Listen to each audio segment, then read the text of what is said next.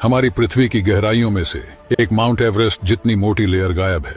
जब जियोलॉजिस्ट पृथ्वी की soil layers को स्टडी कर रहे थे तो तब उन्होंने पाया कि दुनिया में हर जगह पर 1.7 बिलियन साल पुराने वर्टिकल पत्थर है और फिर उसके ऊपर 550 मिलियन साल पुराने हॉरिजॉन्टल पत्थर मौजूद है। यानी कि यहाँ पर इनके बीच में 1.2 बिलियन साल पुरानी माउंट एवरेस्ट जितनी मोटी लेयर गायब है। एक एक्सेप्टेड थ्योरी ये कहती है कि शायद उस समय हमारी पृथ्वी एक भयंकर आइस एज से गुजरी होगी, जिसकी वजह से तब की मिट्टी और उसमें दबे फॉसिल्स आइस के साथ पिघलकर वाटर बॉडीज में बह गए।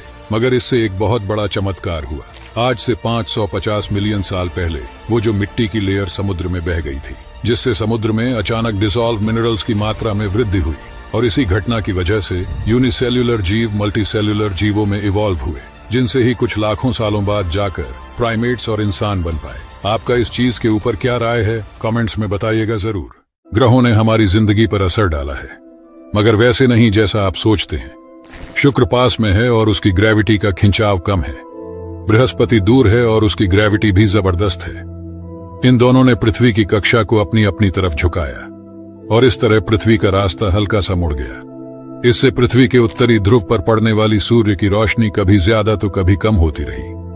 कई बार वहां गर्मियों में भी ठंड पड़ती, जिससे ग्लेशियर्स हर साल दक्षिण की ओर बढ़ने लगते।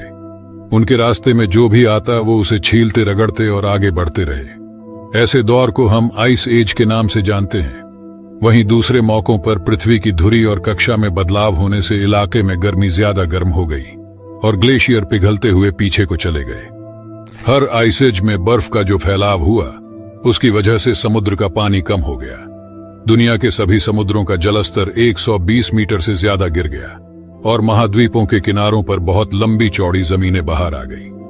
करीब 10,000 साल पहले मौसम का ये जबरदस्त बदलाव और समुद्र का जल स्तर गिरना रुक गया।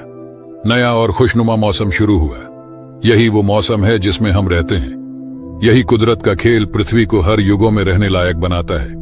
और आप लोग हमारे साथ जुड़े रहिए ऐसे ही दिलचस्प फैक्ट्स के बारे में जानने के लिए। ये तो आपने सुना ही होगा कि आइसबर्ग का ज्यादातर हिस्सा पानी के अंदर ही होता है और इसी वजह से ये जहाजों के लिए बहुत खतरनाक माना जाता है। पर ऐसा होता क्यों है? असल में बर्फ की डेंसिटी पानी से थोड़ा कम होती है, यानी बर्फ का वजन पानी से 10% कम होता है और इसी वजह से आइसबर्ग का 10% हिस्सा पानी के बाहर जबकि 90% पानी के अंदर होता है। ग्लेशियर से जब आइस शेल्फ टूट के पानी में गिरता है तो उसका भारी हिस्सा पानी के अंदर ही रोटेट हो जाता है। ठीक उसी तरह जैसे आइस क्यूब को पानी में डालने से उसका भारी हिस्सा पानी के अंदर होता है। और आपको साइंस और स्पेस में दिलचस्पी है तो हमारे साथ जुड़े रहिए।